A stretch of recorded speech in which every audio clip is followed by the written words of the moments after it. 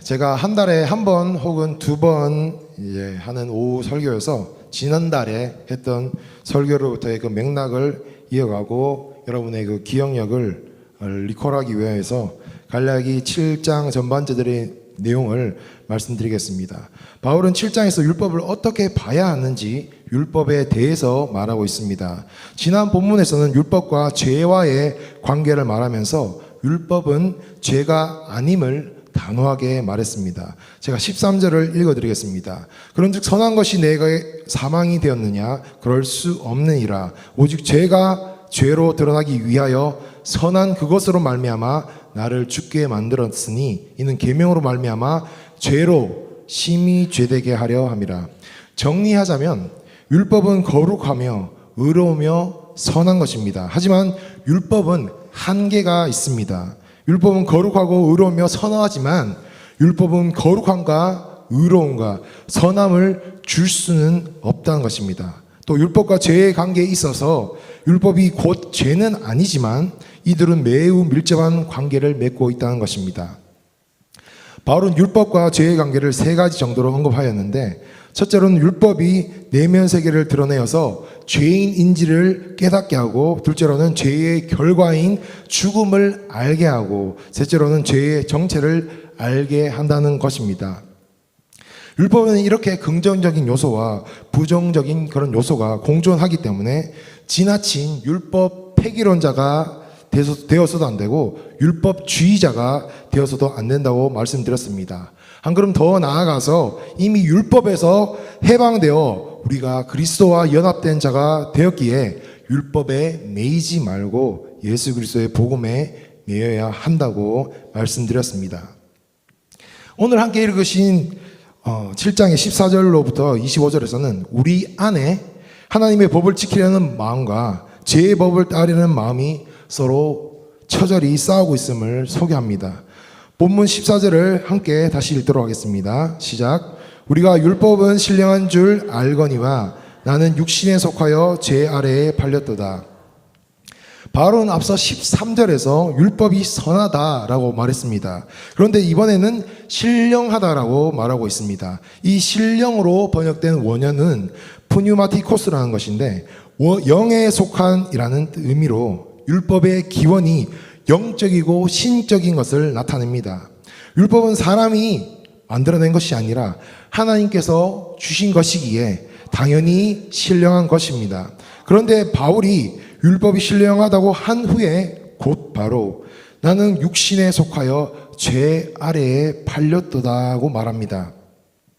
죄 아래라는 말은 죄의 지배와 통치 아래에 있다는 뜻이고, 팔렸다는 뜻은 포로나 노예를 팔 때 사용하는 그런 동사입니다. 즉 그가 율법을 받았지만 육신에 속해서 죄의 명령에 거부하지 못하고 죄의 종처럼 살아간다는 것입니다. 이는 그가 죄 앞에 얼마나 무기력한 존재인지를 고백하는 것입니다. 그런데 바울이 어떠한 사람이었습니까? 바울처럼 하나님을 사랑하고 영혼 구원의 열정이 뜨거운 사람은 역사적으로 아주 드물었습니다. 예수님의 사도 중에 단연코 가장 훌륭한 그런 제자의 삶을 살았다고 해도 과언이 아닐 것입니다. 그래서 여기 이 말이 과연 바울의 입에서 나온 말일까 의문을 제기한 사람들도 많았습니다. 그런데 우리는 신앙생활을 하면 할수록 바울과 같은 고백을 할 수밖에 없습니다. 그 이유가 무엇이겠습니까? 15절부터 17절을 함께 읽도록 하겠습니다. 시작. 내가 행하는 것을 내가 알지 못하노니 내가 원하는 것은 행하지 아니하고 도리어 미워한 것을 행함이라.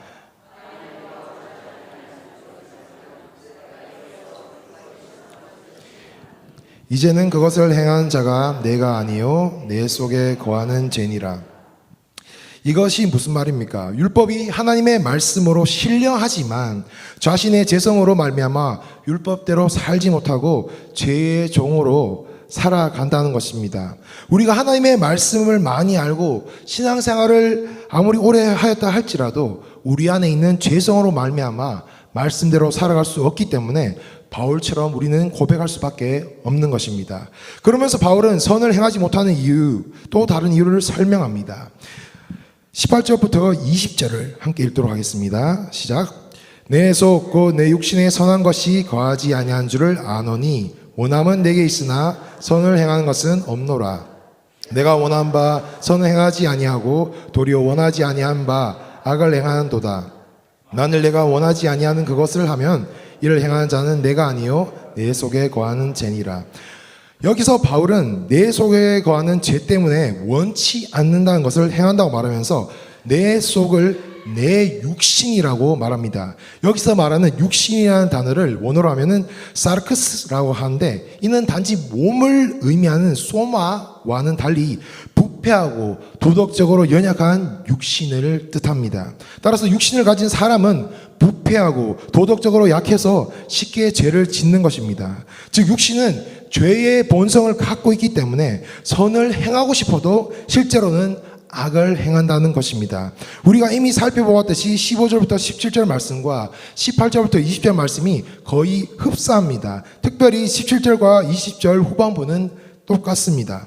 행하는 자는 내가 아니요 내 속에 거하는 죄니라.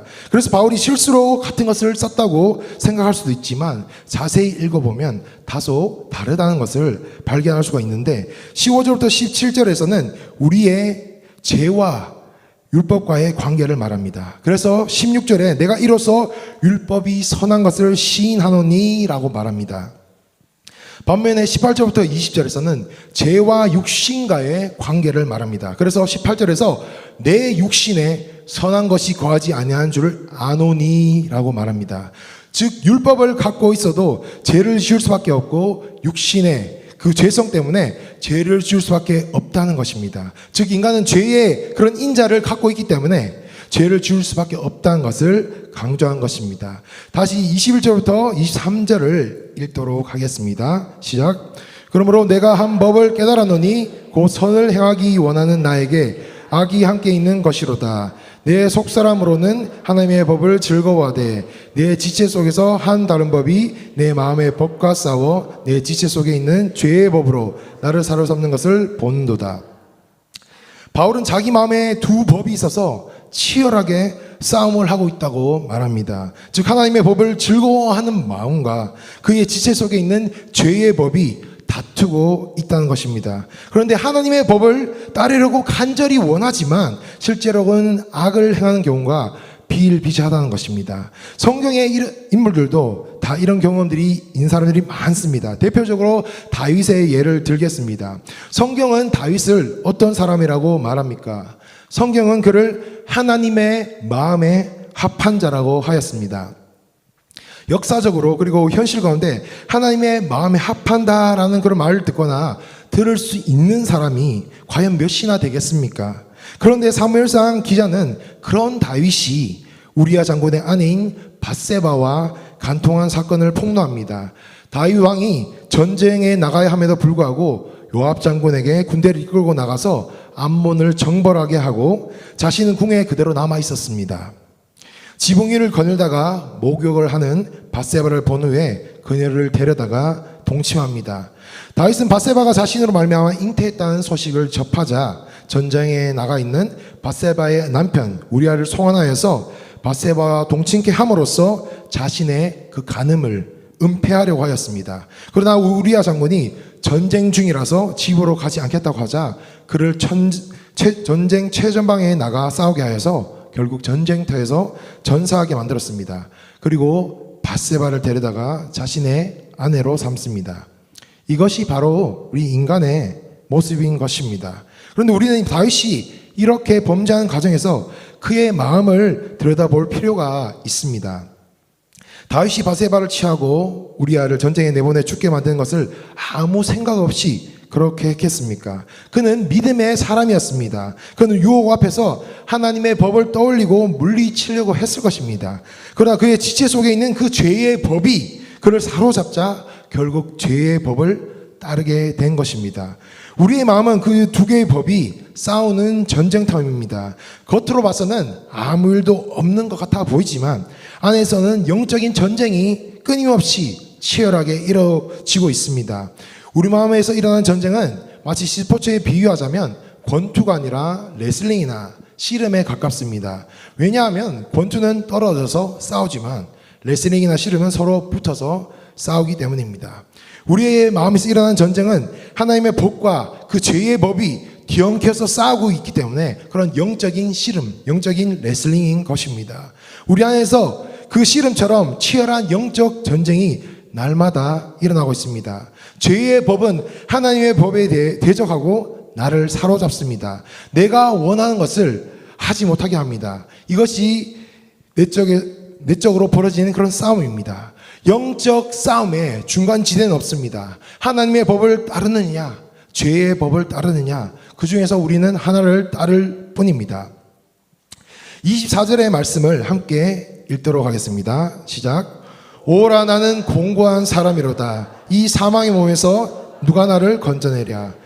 바울은 자기 자신을 곤고한 사람이라고 고백합니다. 곤고한에 해당하는 뜻은 몸이 안 좋은, 비참한, 형편없는, 가련한, 불쌍한 그런 뜻을 가지고 있습니다.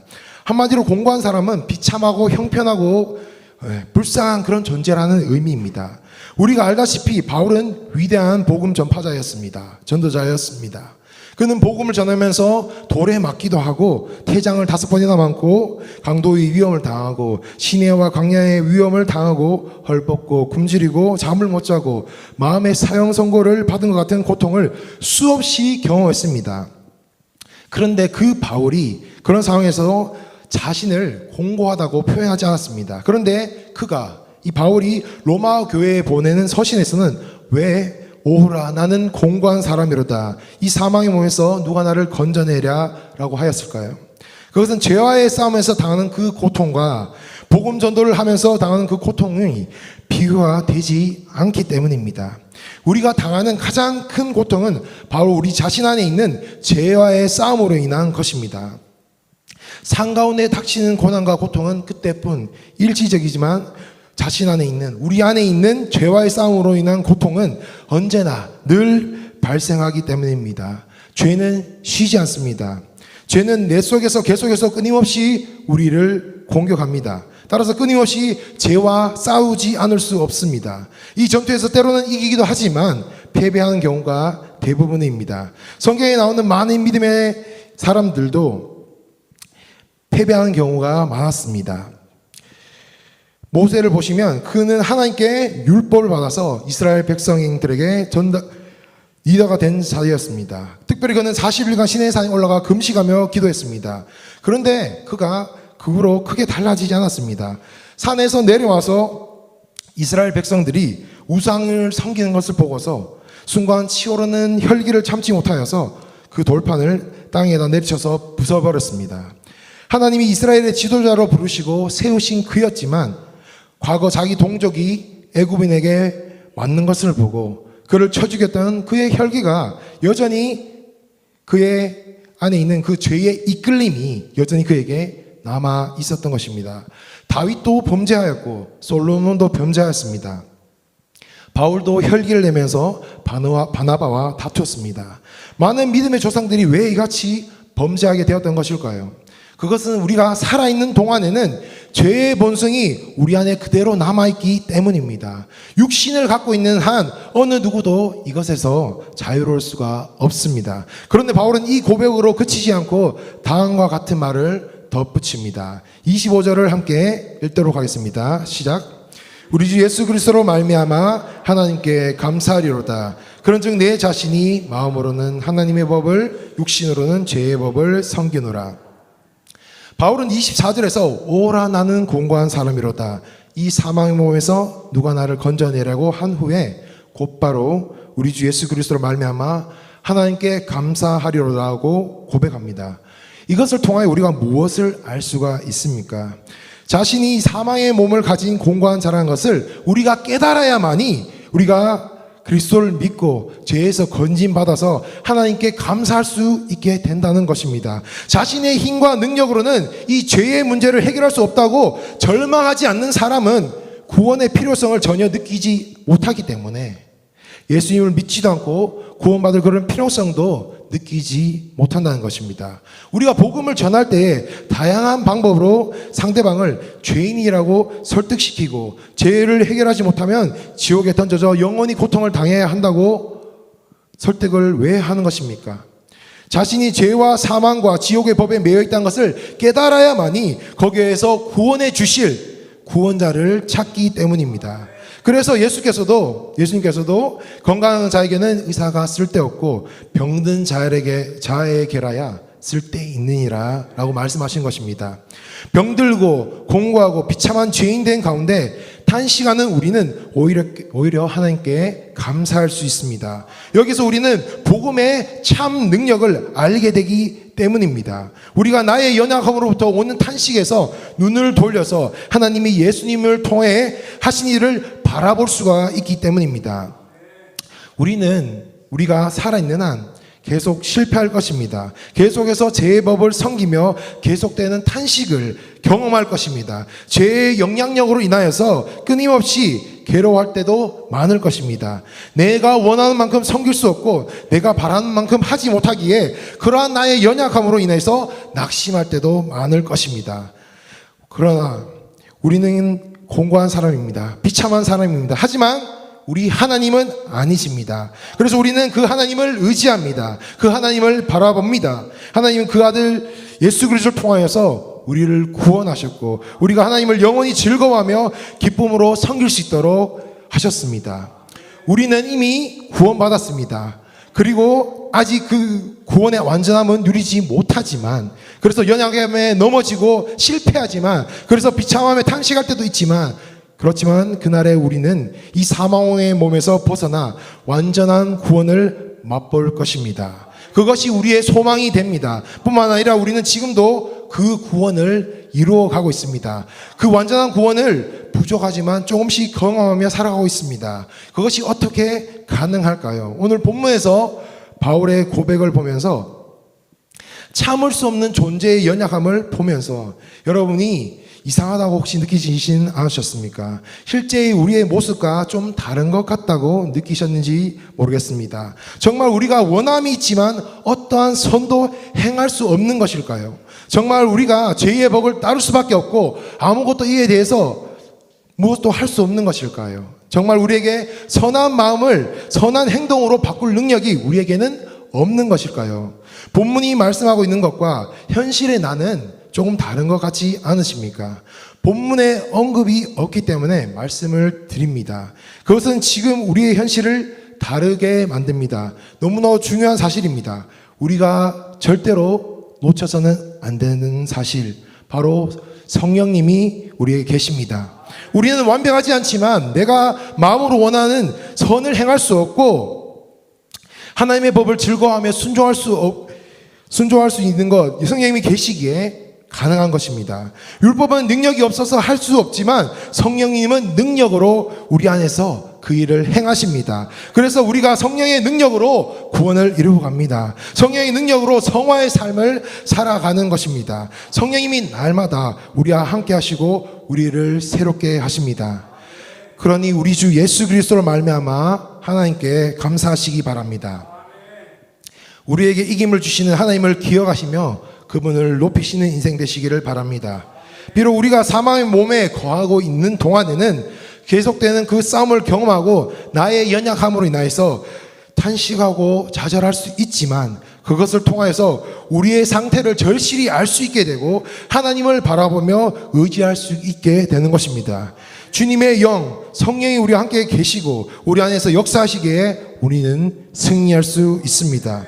로마서 7장에서 우리는 율법을 통해 우리의 연약함을 제대로 보게 됩니다. 우리의 비참한 현실을 깨닫게 됩니다. 하지만 그것으로 끝이 아닙니다. 그와 동시에 우리는 우리에게 주신 복음의 가치와 능력을 알 수 있게 됩니다. 꼭 기억하시길 바랍니다. 하나님은 우리를 구원하시기 위해서 율법뿐만이 아니라 하나뿐인 아들 예수 그리스도와 성령을 우리에게 보내어 주셨다는 것을 말입니다. 바울 사도는 유대인으로서 선한 율법을 따라 살아가고자 했지만 오히려 율법으로 인해 악을 행했던 자신의 모습, 죄의 지배 아래에서 탄식하던 모습을 보여주었지만 신령하지만 우리를 죄의 지배에서 구원해낼 수 없는 그 율법의 무력함을 바울은 보여줬습니다. 그러나 우리 주 예수 그리스도께서 우리를 죄의 지배에서 벗어나게 하여 주셨습니다. 주님의 교회는, 주님의 성도는 성령의 지배를 받으며 생명의 성령의 법을 따라 살아갑니다. 물론 우리는 하나님을 대적한 세상 속에서 살아가기에 죄의 유혹에 빠져 죄성에 빠져 하나님의 법에 불순종할 때도 있습니다. 그러나 결코 늘 죄의 법에 사로잡혀 무력하게 실패하는 상태가 아닙니다. 율법과 죄에 대해 죽었고 그리스도 안에서 성령의 능력으로 죄를 이기고 하나님의 통치에 순종하며 살아가는 주님의 거룩한 백성이 되시기를 주님의 이름으로 축복합니다.